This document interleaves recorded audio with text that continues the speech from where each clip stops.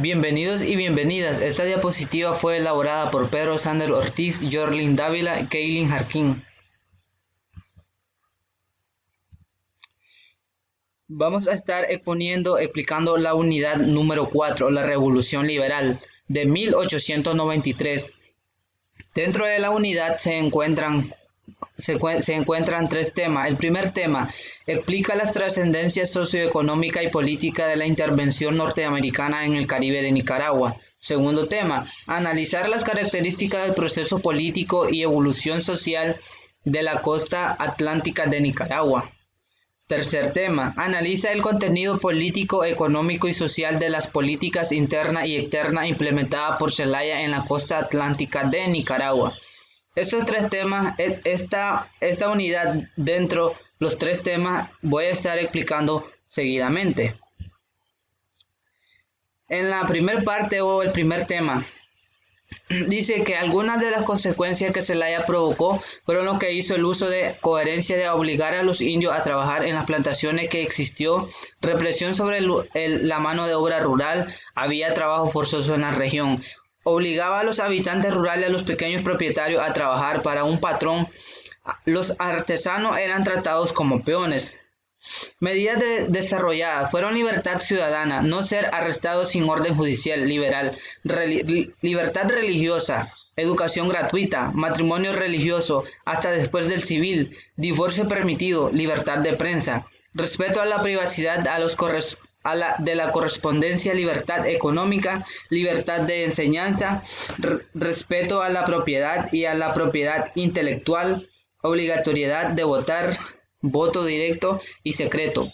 Todo fue cogido por la liberrima. No todo se cumplió porque Zelaya no solo gobernó.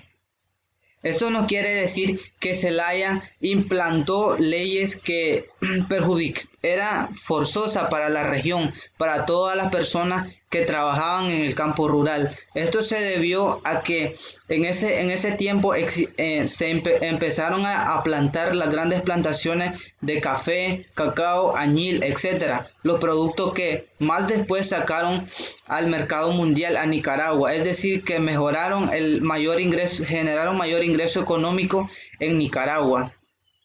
Pero de modo que siempre implantó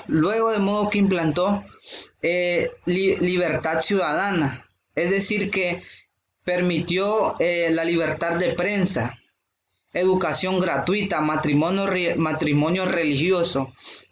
Esto nos quiere decir que Zelaya, de modo que trajo maestros de otros lugares a impartir clases gratuitas a niños, jóvenes y adultos. De modo que también permitió la libertad religiosa, que toda persona, toda familia tenía derecho de establecerse a una iglesia o alguna religión y que se podía casar dentro de ella. El respeto a la privacidad, a la libertad económica y a la enseñanza, la propiedad intelectual obligatoria a votar. También implantó que debía ser obligado a votar a alguno de los partidos, ya sea el liberal o el otro partido que existía en ese tiempo. Pero dice que no todo se cumplió porque Zelaya no solo gobernó, porque él solo duró 30 años. Después de los 30 años fue derrotado, como sabemos normalmente.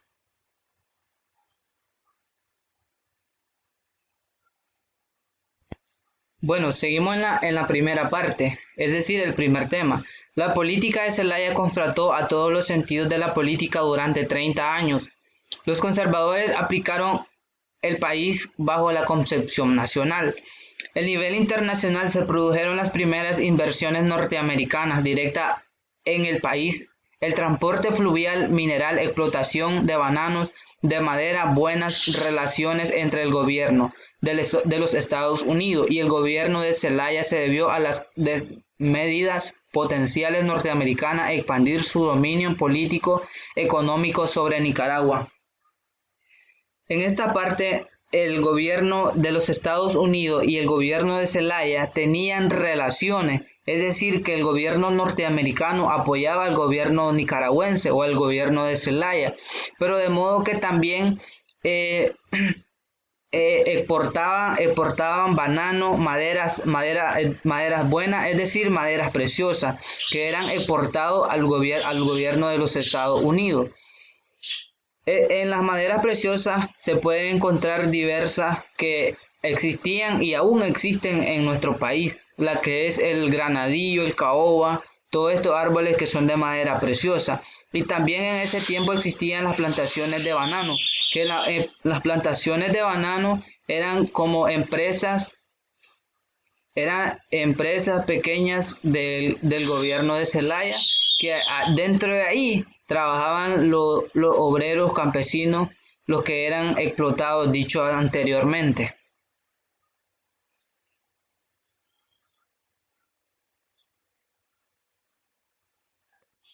En esta parte entramos al segundo tema o segunda parte, que se dice: la política de Zelaya contrató a todos los sentidos a la política que durante 30 años los conservadores aplicaron el país bajo la concepción nacional.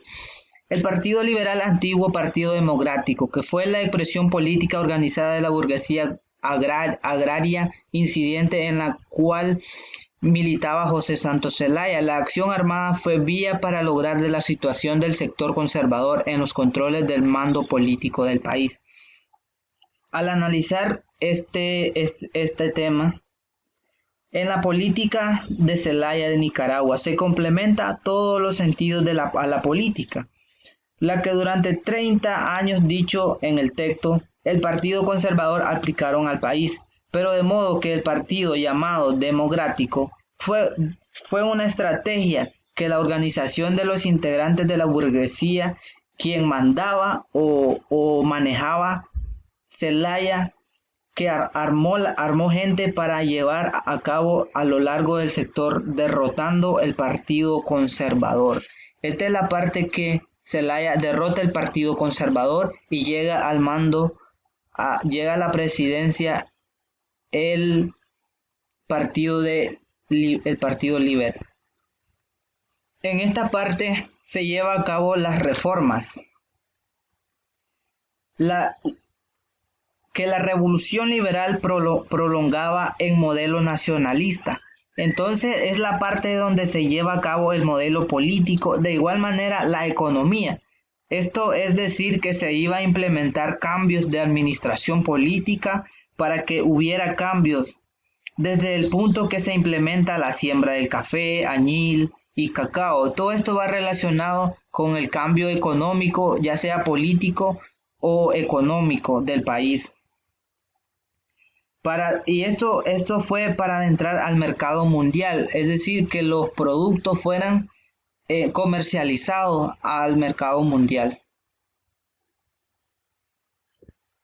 En el tercer tema es analizar el contenido político, económico y social de las políticas internas y externas que Zelaya implementó en la costa atlántica.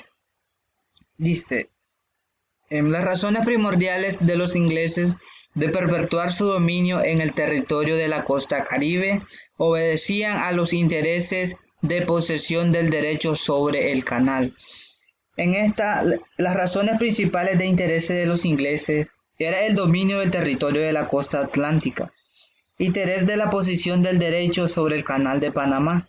Todo esto con el interés de saquear las riquezas de Nicaragua, que esa era su objetivo principalmente.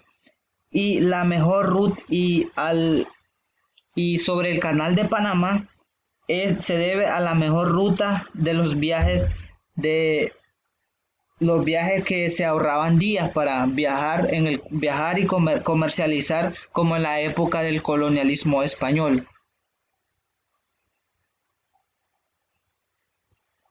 De modo que le correspondió a la Revolución Liberal de José Santos Zelaya en 1893 la recomposición del Estado fuertemente deteriorado y atrasado en la relación a las exigencias del mercado mundial imperante. En esa época fue sin lugar a dudas la Revolución Liberal la que terminó el predominio conservador con los regazos del sistema político económico heredado por el colonialismo.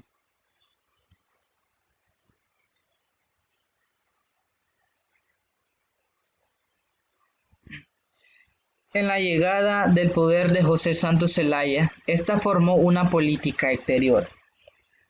Quiere decir que desde 1893 la política exterior fue el atentado contra el pueblo nacional del país de Zelaya, es decir, del país de Nicaragua. Y más adelante se implementa la misma política exterior, pero de modo que ya no era la misma, era autónoma o que seguían las órdenes que él implantaba en el campo rural del pueblo nicaragüense. En esta parte entra la reincorporación de la Mosquitia, que dice que según el gobierno de Zelaya fue relativo para la política exterior y la defensa de los intereses nacionales sentó las bases que es el atentado nacional, es el Estado Nacional al reincorporar la Mosquitia del territorio nacional. Dentro de esta definición, esta parte entra en la reincorporación de la Mosquitia, que al principio eran como dos naciones separadas. En otras palabras, estaba separado. Pero Zelaya logra reincorporarla a un solo territorio. Ahora es llamado territorio nicaragüense. La revolución liberal en la política interna impulsó a la producción de café en Nicaragua en la mitad del siglo XIX. Produce un cambio importante en las actividades agrícolas en el país. Las condiciones para el desarrollo del cultivo cafetalero se logra madurar en Nicaragua casi a finales del siglo XIX. Una vez puesto en las prácticas las reformas a las tenencias de la tierra, principalmente a las comunidades indígenas situadas en el suelo aptos para este tipo de actividad, y después de emitidas las leyes y reglamentos de la agricultura que formalizaron el entorno del trabajo forzoso, en esta parte nos enseña a que desde modo que se implantaron las plantaciones de café y de modo que desde el punto que empezaron a producir el café, se dieron la reforma al trabajo forzoso de los campesinos de los sectores rurales. Para la agricultura se formalizaron el entorno de todas las naciones para el mercado mundial, que impulsó la producción cafetalera.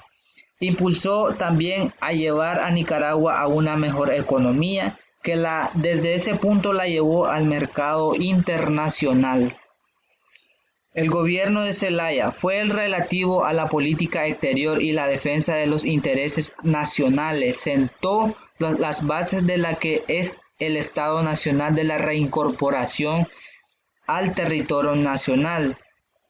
Dicho anteriormente, el gobierno de Zelaya reincorporó la Mosquitia a territorio nacional.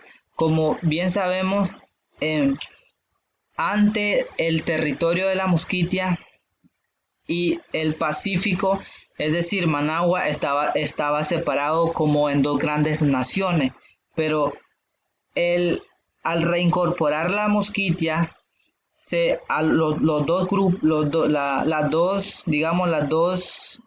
las dos partes separadas se juntaron y se hicieron una nación completa, que ahora es llamada territorio nacional nicaragüense. En 1893 llega al poder José Santos Zelaya. Esta fue la fórmula, una política exterior independiente y nacionalista. Sin influencia, atentaron contra la soberanía del país. Nace la política exterior autónoma sin seguir orientaciones de otras naciones. Provocaron serias diferencias diplomáticas en el gobierno norteamericano. En 1909 expulsó a Zelaya del poder, así recuperaron el control de Nicaragua.